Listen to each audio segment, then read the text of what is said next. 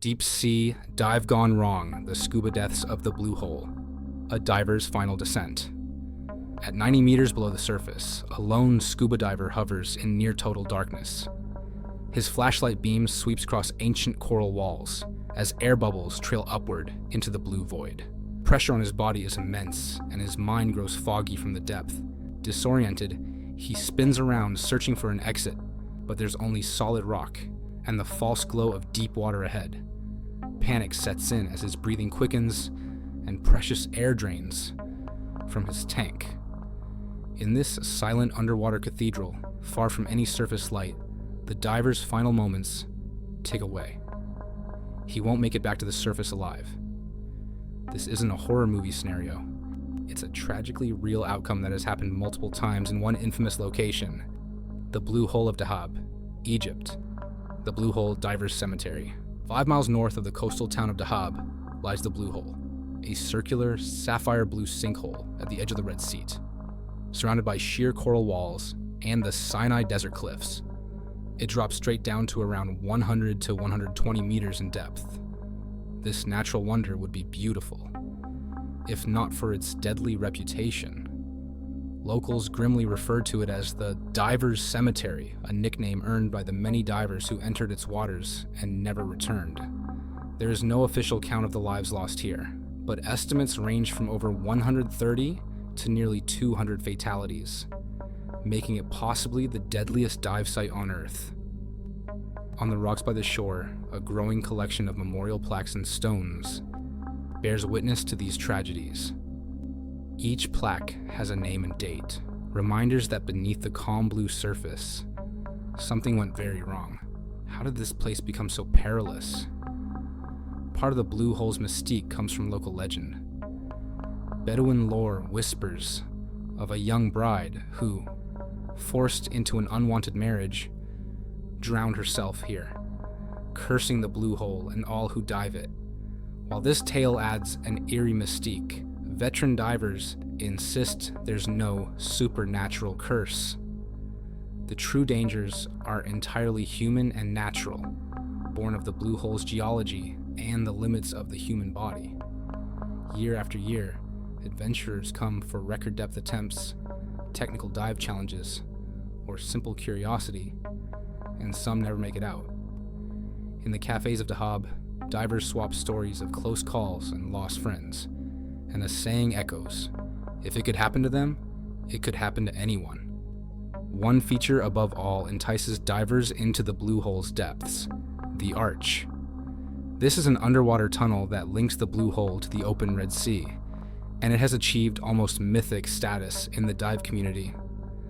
At a depth of roughly 55 meters, around 180 feet, a gap appears in the Blue Hole's wall, the ceiling of a long archway through the reef. The tunnel is about 26 meters long, opening out into the open ocean on the other side. Its floor slopes downward from approximately 102 meters to approximately 120 meters deep as it exits into the sea. Peering through the arch, divers see a brilliant blue haze of daylight from the open water beyond, like sunlight streaming through a doorway. It's breathtaking, like standing in an underwater cathedral, as one diver described. But this beautiful arch is treacherous. Because of the depth and lighting, many divers become disoriented. The glow at the far end of the tunnel can appear above or beside them, playing tricks on the mind. Some have reportedly chased that blue glow deeper, believing it was the surface or an easy escape, when in fact, they were swimming the wrong way. Descending beyond 56 meters means entering the realm of nitrogen narcosis, often called the martini effect. Under such high pressure, nitrogen in a diver's air has a narcotic effect on the brain. At first, it's like being mildly drunk. Go deeper, and the impairment can become total. Thinking and coordination falter. At extreme depths, narcosis can cause dangerous confusion. Divers might forget their training, ignore their gauges, or even feel invincible. In these depths, the very air can turn poisonous. The higher oxygen concentration at pressure can lead to oxygen toxicity, triggering seizures or blackouts without warning. No one is immune. As one diving medical examiner put it, if a diver goes deep enough, he or she will lose consciousness. In the arch of the Blue Hole, these invisible hazards lurk, ready to strike anyone who isn't prepared. Crucially, 55 plus meters is well beyond recreational scuba limits. Standard training certifies divers to 30 or 40 meters at most. Going through the arch safely typically requires technical diving. Special gas mixes, like trimix with helium, to reduce narcosis and oxygen toxicity, plus multiple tanks and staged decompression. It's a complex, expensive hobby, requiring extensive training. Yet the Blue Hole's challenge has a way of tempting divers into pushing limits. To some ambitious scuba explorers, the arch is to divers what Kilimanjaro is to hikers, a bucket list goal. Unfortunately, many attempted it ill-prepared, using a single regular air tank, and paid with their lives. The arch has become an underwater rite of passage for some, and a tomb for others. The Blue Hole's deadly reputation truly began in the 1990s. On November 19, 1997, two young friends from Ireland, Conor O'Regan, 22, and Martin Gara, 23, set out to dive the Blue Hole. By all accounts, they were considered cautious, experienced divers. They weren't reckless thrill seekers, they respected the water. Yet that day, something went terribly wrong. As they descended together, one of the men began to have serious problems. Perhaps a sudden equipment failure or an overwhelming bout of narcosis. He started sinking uncontrollably beyond safe depth. His loyal friend refused to leave him behind. Martin, or Conor, rushed to help his buddy, grabbing hold as they both descended into the blue far, far too deep. When the pair failed to surface, the dive community mobilized to search, but hope dwindled. Finally, local technical diver Tarek Omar located their bodies at an astonishing 102 meters, 335 feet depth on the Blue Hole's floor. What he saw was heartbreaking. Conor and Martin were found embracing each other in their final moments. It appeared one diver tried to literally hold his friend up and save him, but in those depths, neither stood a chance. Likely as they sunk, narcosis and oxygen toxicity would have set in rapidly, causing them to lose consciousness before they could react. Both men drowned together, deep in the darkness. They were only 22 and 23. Sad, Omar recalls quietly. Their bodies were the first ever recovered from the Blue Hole, and the tragedy shook the diving world. Today, a memorial stone for Conor and Martin stands by the site, engraved with "In Loving Memory." It was the first of many such plaques to come. The story of the two friends lost while trying to save each other set a somber tone for Dahab's dive community. It proved that even cautious divers could fall victim to the Blue Hole's depths. Unfortunately, this would not be the last incident. Far from it. In the years after 1997, the Blue Hole continued to claim diver after diver, earning its deadly title. After the 1997 double drowning, Tarek Omar became the go-to expert for recovering bodies from the Blue Hole's abyss. A Dahab native and veteran technical diver, Omar has plumbed the depths of the sinkhole countless times. Not for sport, but to bring closure to victims' families. "I stopped counting at some point," he admits, when asked how many corpses he's retrieved. By 2012, he had personally pulled up over 20 bodies and decided to stop keeping a grim tally. This difficult work has earned him an unsettling nickname: the Bone Collector. If someone goes missing in the Blue Hole, Omar is the one who dives into the darkness to find them. Walking along the shoreline, Omar can point out memorial after memorial. "It's only one of many," he says, gesturing to a plaque-laden cliffside. A white marble panel bears the name Yuri, a Russian diver who never surfaced on April 28, 2000. A black and red plaque reads, "James, June 1st, 2003, at 135 meters depth." Another gray plaque honors Andrei August, 24, 2004, whose body lies beyond reach at 170 meters, with only his abandoned tank and wetsuit marking his grave. Other inscriptions memorialize Karl, an Austrian diver lost in 2007, Stefan, a Swiss diver lost in 2008, and Madeleine, a German instructor lost in 2009. The beach truly looks like a cemetery. By the late 2000s, at least 14 plaques had been laid for Blue Hole victims, each with its own tragic story. Omar often meets divers who come to Dahab chasing the mystique of the Blue Hole. He tries to warn them, especially those eyeing the arch, that this dive is different from any other. Some listen, many do not.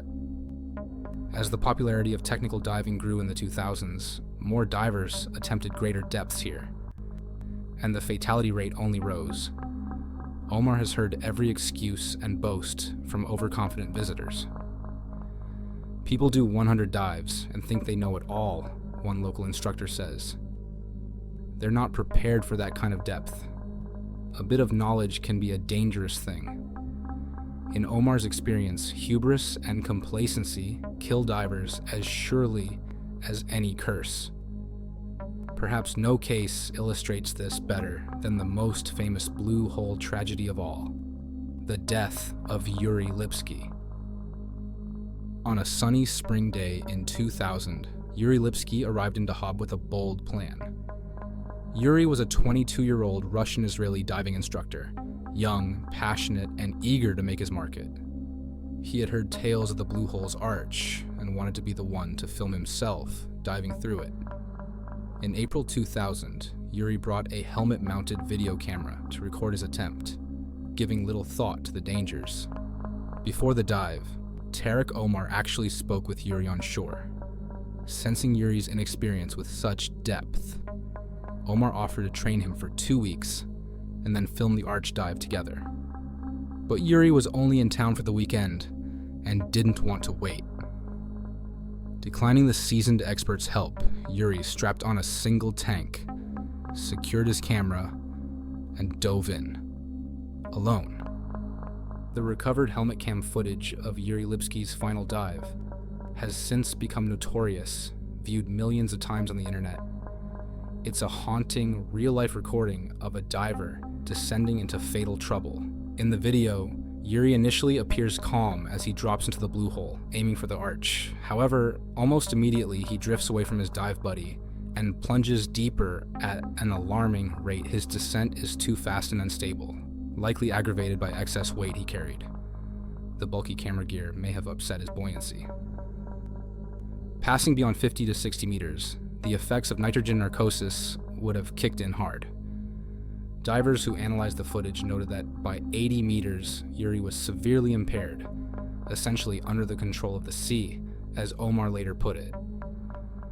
His movements became erratic and panicked. The video grows increasingly chaotic. You can hear Yuri's rapid breathing turn to labored gasps. The sea floor rushes up as he plummets past the arch's tunnel entrance, descending far too deep. In a narked haze, Yuri likely lost all sense of how to stop or ascend. At around 90+ meters, in dark water and overcome by panic, Yuri's training completely failed him. The footage shows him thrashing and flailing his arms. In his final frantic moments, Yuri spits out his regulator, the very source of his life-sustaining air, whether from terror, disorientation, or a sudden convulsion. It's the last thing he would ever do. The camera goes shaky and then still. Yuri's lifeless body was found the next day, lying on the Blue Hole's floor at 92 meters deep. Tarek Omar descended to recover him, as he had done for others before. When Omar brought the body back up, he also retrieved the helmet camera intact. The video of Yuri Lipski's death soon circulated among divers as a stark warning. Watching it, one can practically feel the suffocating depth, the narcosis-induced delirium, and the sheer horror of an uncontrolled dive. Yuri became posthumously famous, the most well-known victim of the Blue Hole. His story is often told to illustrate exactly why no untrained diver should ever attempt the arch. Yuri had been an instructor, presumably confident in normal conditions, but here he was, just another diver who overestimated his limits and paid the ultimate price.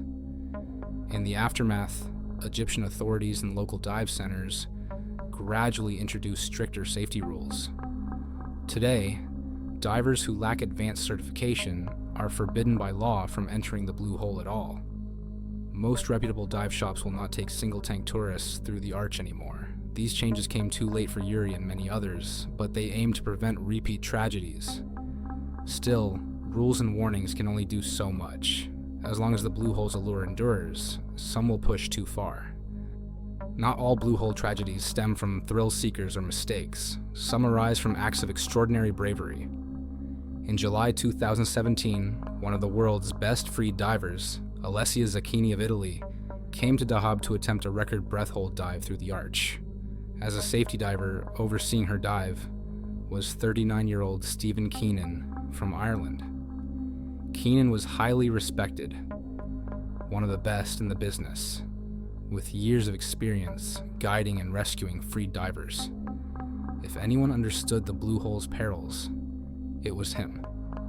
Yet even for experts, this sight can turn lethal. Zecchini took a single deep breath and dove down to the Blue Hole, aiming to swim through the arch on one breath. Keenan shadowed her from above, ready to assist if anything went wrong. As Zecchini passed through the arch's tunnel, she became disoriented in the blue haze and strayed off course. Deep underwater on one lungful of air, she was in grave danger of blacking out or getting lost. Realizing this, Keenan sprang into action. He met her near the arch and guided the struggling freediver back toward the Blue Hole and up to safety. Thanks to him, Zecchini managed to reach the surface and survived the dive. But in those frantic moments, Keenan himself blacked out underwater, likely from overexertion or lack of air in his own lungs during the rescue. Other safety personnel later found him floating face down, unconscious. Despite efforts to revive him, Stephen Keenan died there in the Blue Hole, having given his life to save another. Keenan's death sent shockwaves through the diving community. Here was a man who did everything right, who knew the risks intimately, and yet even he fell victim to the Blue Hole. His passing was a sobering reminder that if it could happen to Steve, it could happen to anyone. Friends and fellow divers placed a memorial plaque for him alongside the others on the cliff. His story, while tragic, is also one of selflessness, an example of the camaraderie and heroism that exists alongside the dangers. The Blue Hole had proven once again that it spares no one, not even the most skilled. Standing at the edge of the Blue Hole today, one can see both its mesmerizing beauty and its tragic legacy. Sunlight dances on the water's surface, while below lies a silent graveyard of lost dreams and lives. The site draws thousands of divers every year, most of whom complete their dives safely and in awe of the marine wonder. Yet the increasing number of memorial plaques on the rocks cannot be ignored. Each represents a real person. Fathers, mothers, sons, daughters, friends who never resurfaced. In the late 2000s, efforts to improve safety and require proper training began to pay off. By some accounts, the Blue Hole's annual death toll has decreased relative to its past infamy. Seasoned instructors say that when dived responsibly, the Blue Hole isn't that dangerous at all. But that caveat is everything. It demands respect. Those who treat it casually or chase glory without caution are the ones most at risk. To this day, no supernatural curse haunts the Blue Hole. The truth is far more grounded. After recovering bodies for 2 decades, Tarek Omar doesn't believe in the old legends of vengeful spirits. What he does believe is that divers often create their own doom. The people who dive here have created their own curse, Omar says of the Blue Hole. It's a curse born of overconfidence, of thrill-seeking, of pushing limits without heeding the warnings.